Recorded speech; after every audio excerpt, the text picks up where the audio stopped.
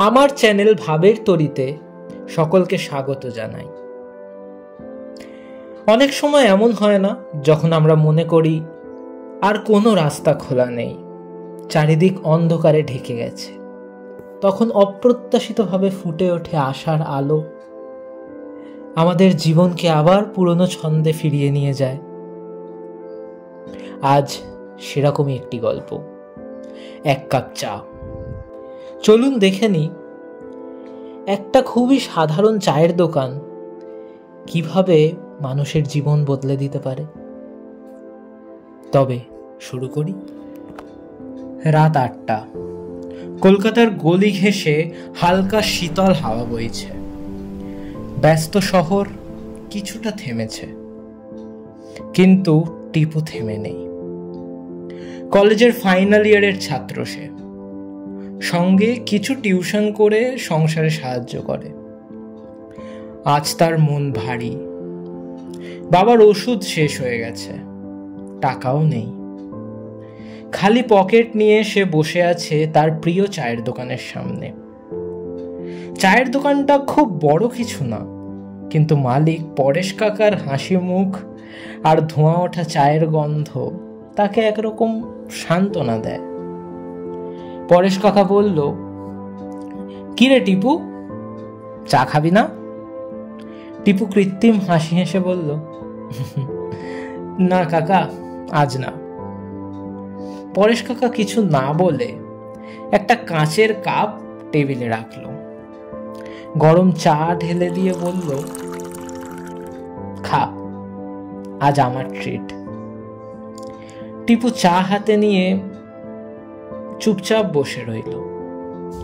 হঠাৎ পাশের বেঞ্চে বসা এক ভদ্রলোক তাকালো তার দিকে।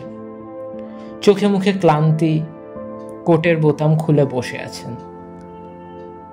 তিনি জিজ্ঞেস করলেন, ছেলে, পড়াশোনা করো নাকি? টিপু বলল, হ্যাঁ, বিএসসি 3rd ইয়ার, সঙ্গে কিছু টিউশন করি। ভদ্রলোক হেসে বললেন, বাহ, খুব ভালো। আমি এক এনজিওতে কাজ করি, দরিদ্র ছাত্রছাত্রীদের জন্য স্কলারশিপ প্রোগ্রাম চালাই। টিপুর চোখ জ্বলে উঠল। সে সংক্ষেপে তার পরিবারের কথা, বাবার অসুস্থতার কথা আর নিজের সংগ্রামের কথা বলল। ভদ্রলোক মন দিয়ে শুনলেন। তোমার নম্বর দাও, বললেন তিনি। কাল আমাদের অফিসে আসো, তোমার জন্য আমরা কিছু করতে পারি। টিপু বিস্মিত।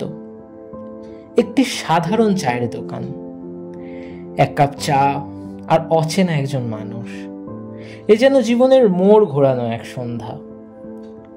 পরদিন টিপু অফিসে গেল, কিছু কাগজপত্র জমা দিল, কথা বলল আরো কয়েকজন কর্মকর্তার সঙ্গে।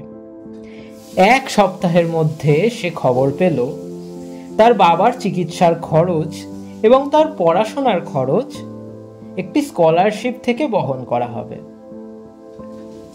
টিপু প্রতিদিন সেই চায়ের দোকানে যায়। পরেশ কাকা আজও হাসি মুখে বলে, এক কাপ চা অনেক কিছু বদলে দিতে পারে, তাই তো? আজ টিপু নিজে একটি ছোট চাকরিতে ঢুকেছে, কলেজ পাশ করেছে। সময় পেলে সে সেই চায়ের দোকানে যায়। কারো মুখে ক্লান্তি, বিষণ্ণতা দেখলে তাকে জিজ্ঞেস করে, এক কাপ চা খাবে? অনেক গল্প আছে আমার, শুনবে নাকি? এতক্ষণ শুনছিলেন গল্প এক কাপ চা। গল্পটি কেমন লাগলো অবশ্যই জানাবেন। গল্পটি ভালো লাগলে একটি লাইক করবেন, আর চ্যানেলে নতুন হলে সাবস্ক্রাইব অবশ্যই করবেন। খুব শিগগিরই হাজির হব আরেকটি নতুন গল্প নিয়ে। ততক্ষণের জন্য বিদায়।